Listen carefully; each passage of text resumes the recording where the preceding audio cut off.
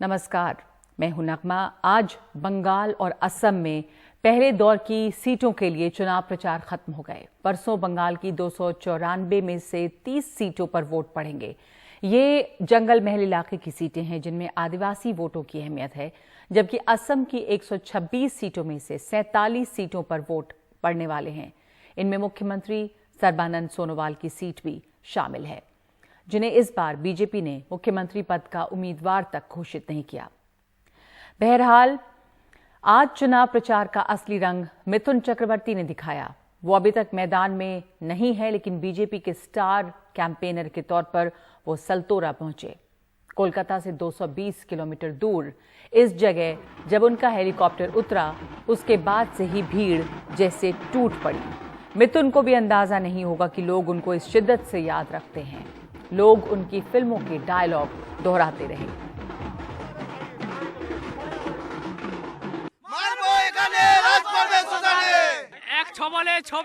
Helicopter কে দেখতেছি, machine কে দেখতেছি, helicopter কো গণতন্ত্র তৈরি করার জন্য মিঠুনদা নিশ্চয় আসবে। মিঠুনদা জিন্দাবাদ, জিন্দাবাদ, জিন্দাবাদ।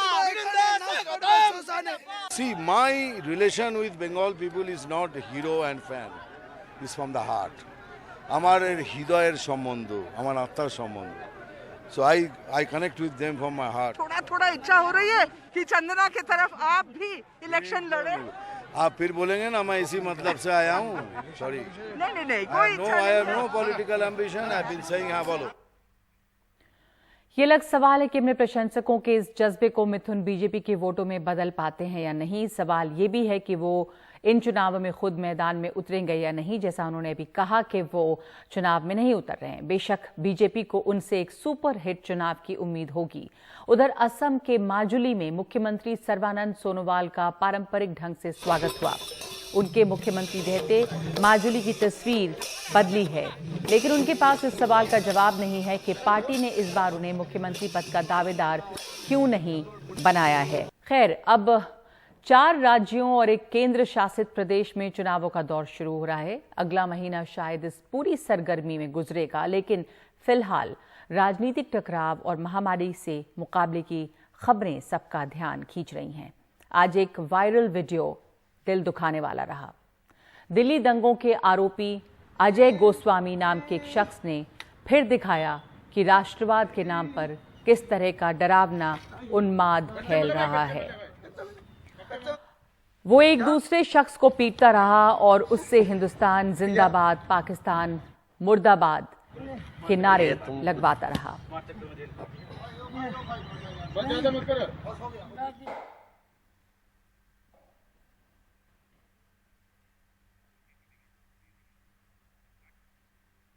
ये शख्स हाल में बेल पर छूटा है। दिल्ली पुलिस ने जब ये वायरल वीडियो देखा तो इसे गिरफ्तार किया।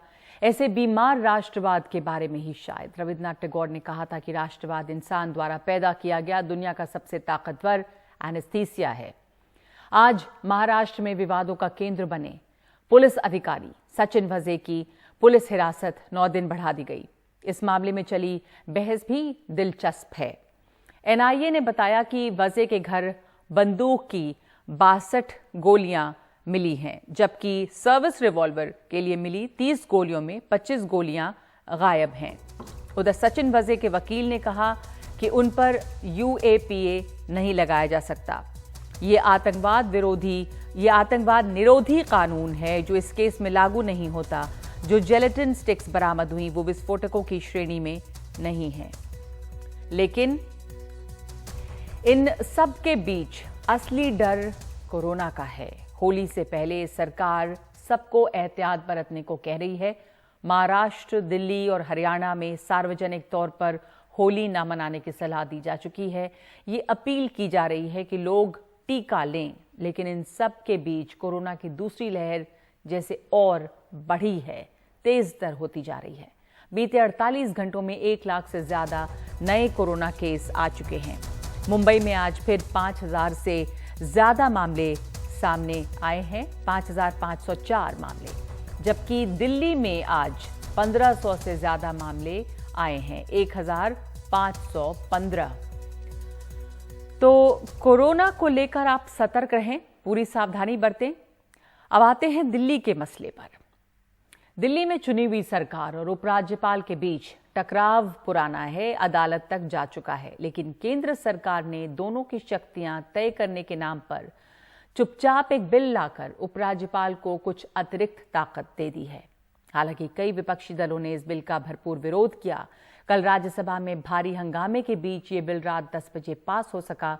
इसके पहले लोकसभा में भी बिल पर हंगामा हुआ, लेकिन सरकार ने अपनी चला ली। बिल राज्यसभा में 83 वोटों से पास हुआ और इसके खिलाफ 45 वोट पड़े। और दिलचस्प है कि इस दौरान Congress, Samajwadi party, YSRCP, BJD, AIADMK ने वॉकआउट भी किया। इस बिल के मुताबिक दिल्ली सरकार के फैसलों पर अमल से पहले उपराज्यपाल की राय लेनी होगी। उपराज्यपाल ही बताएंगे कि किन मामलों में उनकी राय लेनी होगी। बेशक उपराज्यपाल की राय सरकार पर बाध्यकारी नहीं होगी, लेकिन उपराज्यपाल के लिए राय देने की समय सीमा नहीं है। यानी उपराज्यपाल चाहें तो किसी भी मामले में अपना सुझाव टाले रह सकते हैं। इस पूरे मामले में कानूनी लड़ाई लड़ने के बाद अब आम आदमी पार्टी ने राजनीतिक मोर्चा खोल दिया है। उनका आरोप यह है कि मोदी सरकार दरअसल केजरीवाल से डर गई है। केजरीवाल का दिल्ली मॉडल इतना कामयाब हो गया है कि अब हर तरफ उसी की चर्चा है। आज ये बात दिल्ली के उप मुख्यमंत्री मनीष सिसोदिया ने प्रेस कॉन्फ्रेंस करके कही। गवर्नेंस दे सकता है, देश के लोगों के लिए काम कर सकता है। केजरीवाल जी की लोकप्रियता को, केजरीवाल जी के काम को आगे बढ़ने से रोकने के लिए बिल लाया गया है। मोदी जी के पास या भारतीय जनता पार्टी के पास लोगों को बताने के लिए कुछ नहीं है।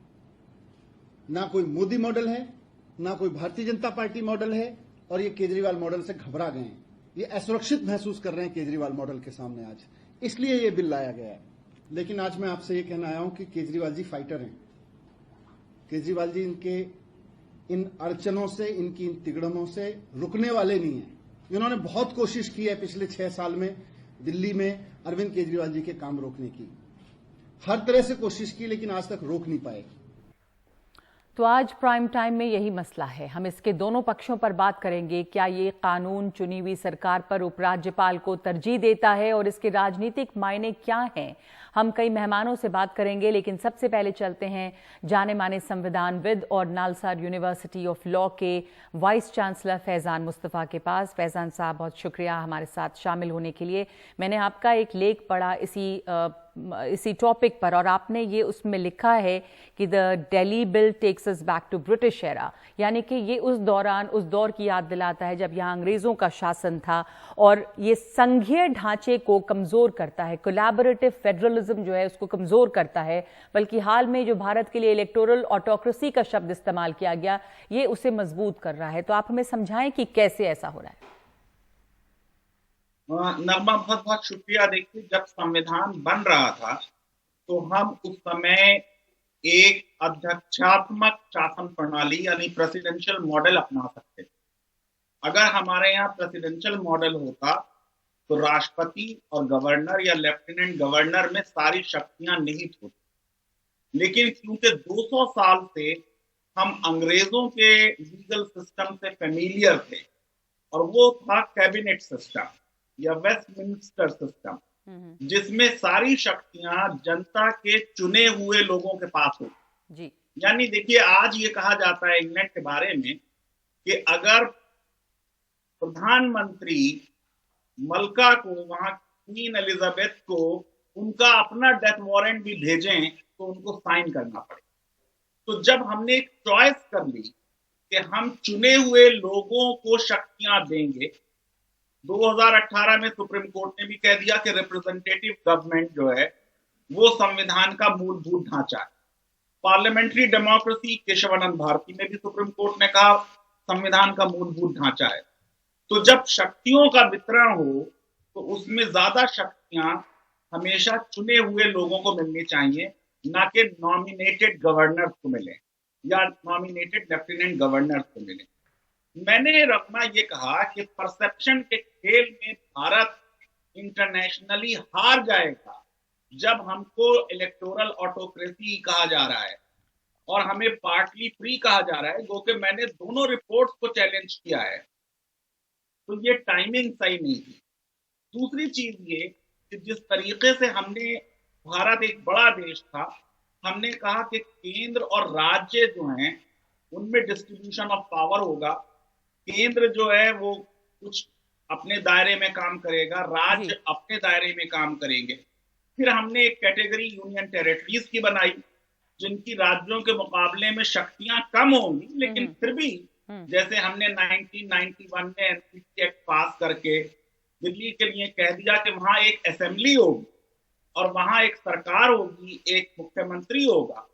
तो सिवाय वो मैटर्स जो गवर्नर के अपने डिस्क्रिप्शन में है, सुप्रीम कोर्ट की 5 जज बेंच ने भी ये कहा, गवर्नर को, लेफ्टिनेंट गवर्नर को और कोई पावर नहीं होती। सुप्रीम कोर्ट ने कहा या तो आप वो बात मानेंगे जो आपका मंत्रिमंडल आपसे कहेगा, अगर आप एग्री नहीं करते तो आप राष्ट्रपति के पास भेज दो। जी हाँ। अब ये लेफ्टिनेंट गवर्नर को हम गवर्नर जनरल या वॉयसराय अगर बना रहे हैं, तो ये सीधे सीधे जो पार्लियामेंट्री डेमोक्रेसी का मूल सिद्धांत है, जी, रिप्रेजेंटेटिव गवर्नमेंट का मूल सिद्धांत है कि जनता के चुने हुए प्रतिनिधियों के पास शक्तियां होंगी, वो हिट हो जा रहा है। जी, आप कह रहे हैं कि जो लेफ्टिनेंट गवर्नर है वो एक तरह से अब गवर्नर जनरल बन जा रहे हैं, इनको इतनी ताकत इससे दी जा रही है। और सुप्रीम कोर्ट का जो जजमेंट 2018 का रहा, जिसमें हाई कोर्ट के उस फैसले को उन्होंने पलटते हुए ये कहा कि लेफ्टिनेंट गवर्नर जो है वो सिर्फ एक एडमिनिस्ट्रेटर हैं और वो काउंसिल ऑफ मिनिस्टर्स जो है, यानी कि जो चुनी हुई सरकार है दिल्ली की, उसके एडवाइस पर उस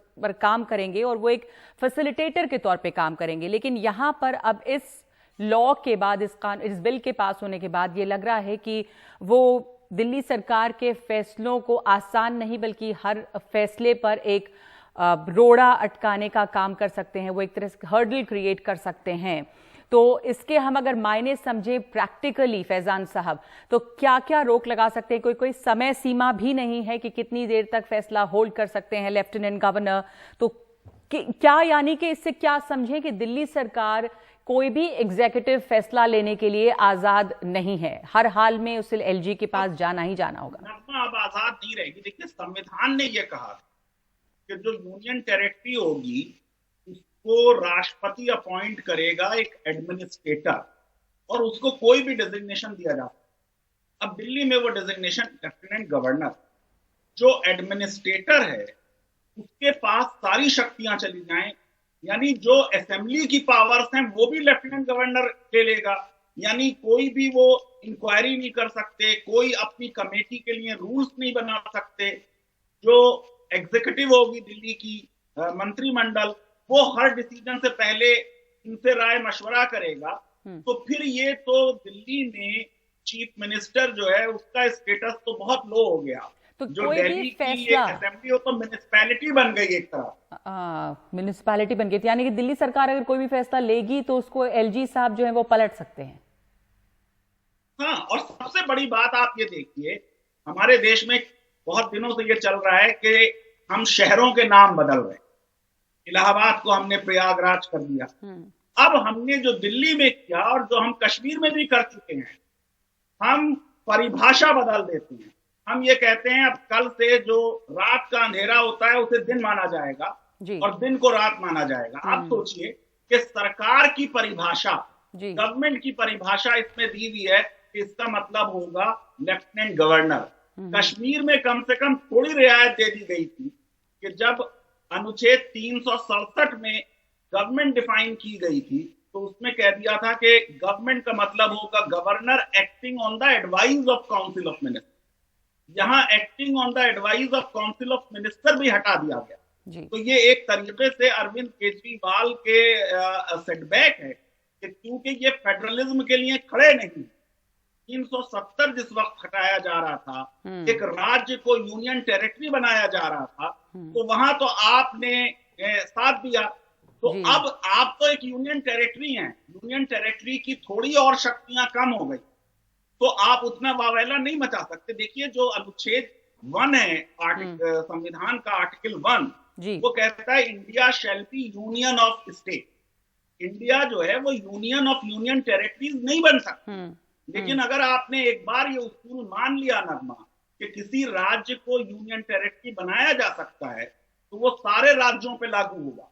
कोई भी राज्य जो होगा संघ का उसको जब केंद्र चाहेगा यूनियन टेरिटरी बना देगा। और अगर उसने सारे राज्यों को यूनियन टेरिटरी बना दिया तो अनुच्छेद 1 जो है कि इंडिया यूनियन ऑफ स्टेट्स होगा, वो तो निगेट हो जाएगा। बिल्कुल बिल्कुल, बहुत बड़ी बात है ये कि जो परिभाषा है वही बदल रही है और इसी दिशा में तो कहीं नहीं बढ़ रहे हैं। ये खतरा जिसके बारे में आपने चेताया है, बहुत बहुत शुक्रिया आपका फैजान साहब, समझाने के लिए कि दरअसल हो क्या रहा है और दिल्ली की चुनी हुई जो सरकार है वो उसका अधिकार क्षेत्र, उसमें उसके जो पावर्स हैं वो किस तरह से और कमतर होते चले जा रहे हैं। हमारे साथ इस पर बातचीत करने के लिए 2 और मेहमान मौजूद हैं। हमारे साथ आम आदमी पार्टी के राघव चड्ढा है, नेता आम आदमी पार्टी के, और ओपी शर्मा है, नेता बीजेपी के। ओपी शर्मा, आपने अभी सुना होगा फैजान मुस्तफा साहब जो बात कर रहे थे, संविधान के जानकार हैं। आपका इस पर कमेंट के किस तरह से जो चुनी हुई सरकार है उसके तमाम जो पावर्स हैं वो खत्म करके एक ऑटोक्रेसी यहां पर ला दी जा रही है और लेफ्टिनेंट गवर्नर को गवर्नर जनरल बनाया गया है इससे, क्योंकि उनको इतने पावर्स दिए गए हैं।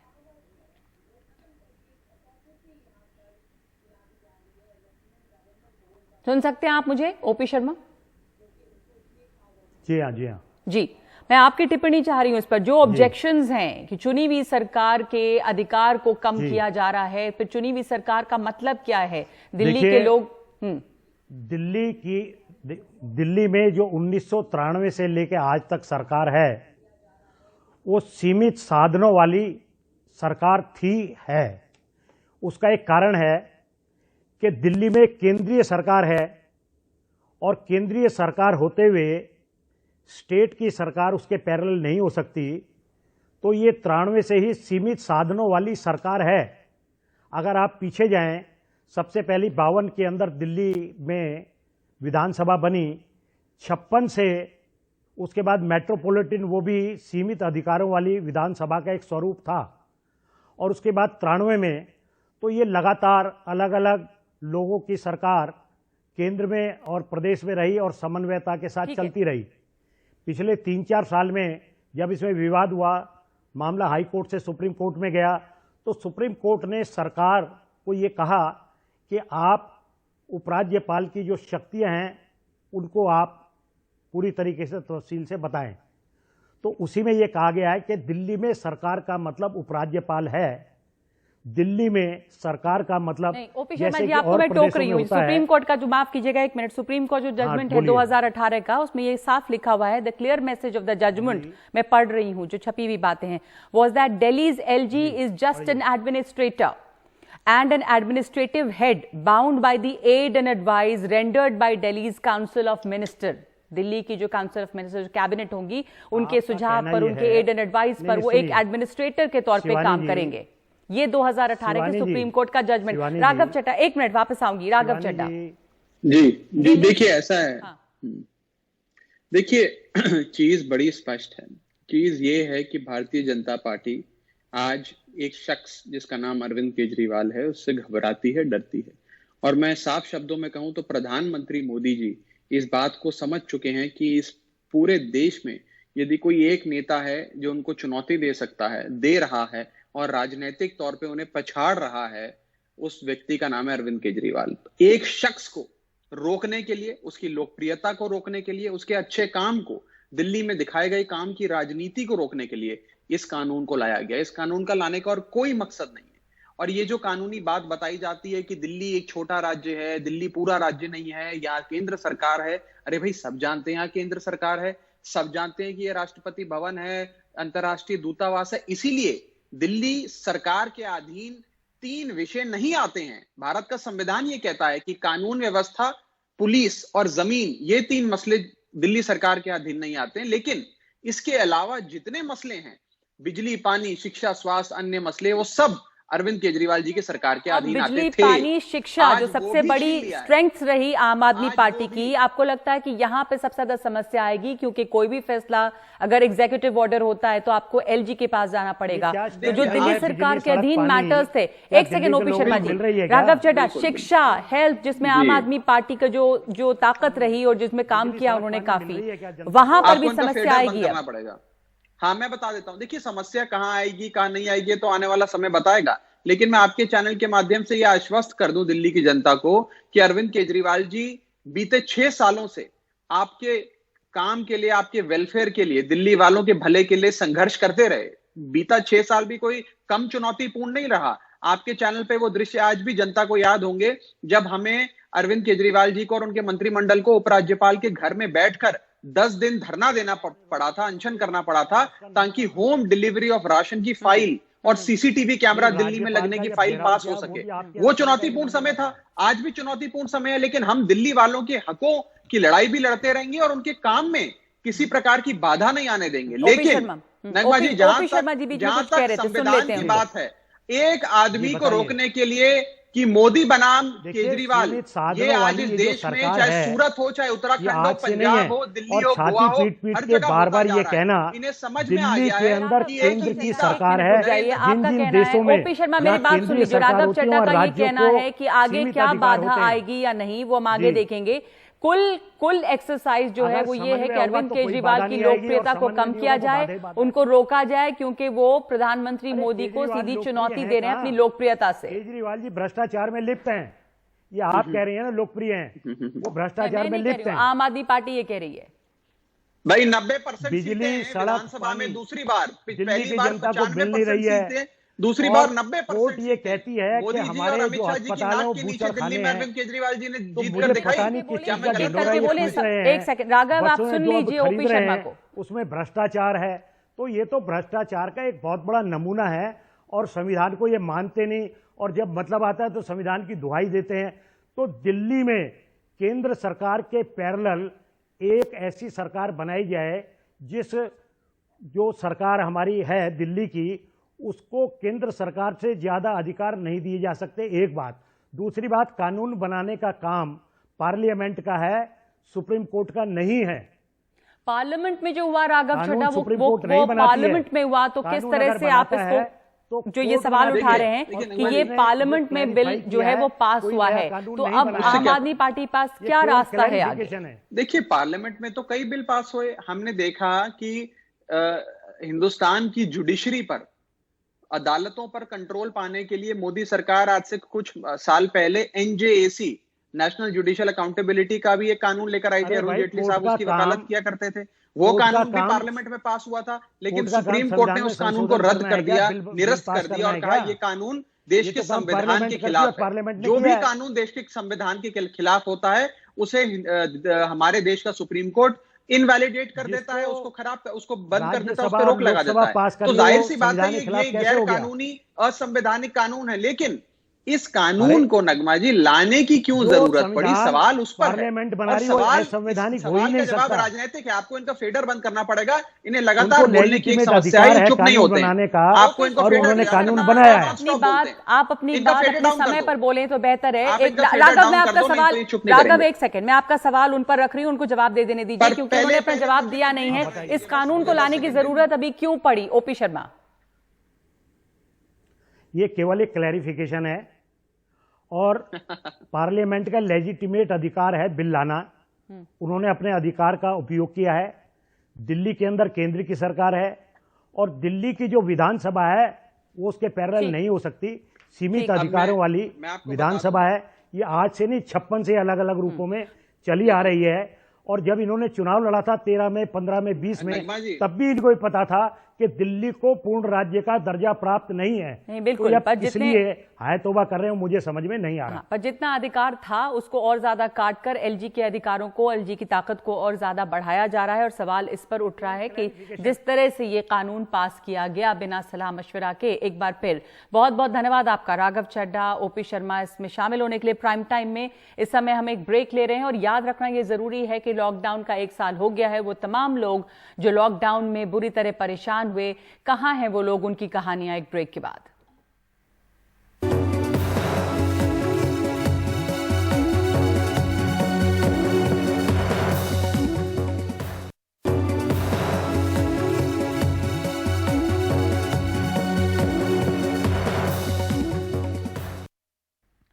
लॉकडाउन के 1 साल पूरा होने पर हम देख रहे हैं वो कहानियां जो किसी दुखद पड़ाव पर छूट गई थी। आपको याद होगा, छत्तीसगढ़ का एक परिवार लखनऊ से अपने घर के लिए साइकिल पर ही चल पड़ा था।